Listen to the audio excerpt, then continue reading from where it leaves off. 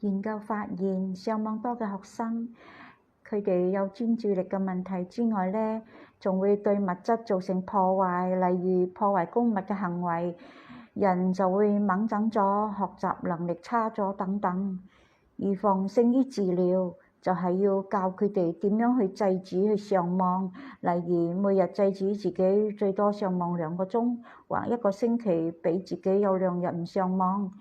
如果萬一真係上網成癮，嗰啲互聯網多咗，唔單止會影響學業，都會有人際關係嘅影響㗎。就係冇咗同朋友嘅互動。朋友其實係青少年未來社會嘅一個主要社會嘅網絡嚟㗎。沉溺上網都會造成父母同仔女嘅衝突，關係破裂。呢個時候，父母要管好自己嘅情緒，先要接受仔女而家嘅處境，要同佢保持一個好嘅關係，至可以幫到佢哋離開呢個對網絡嘅沉迷。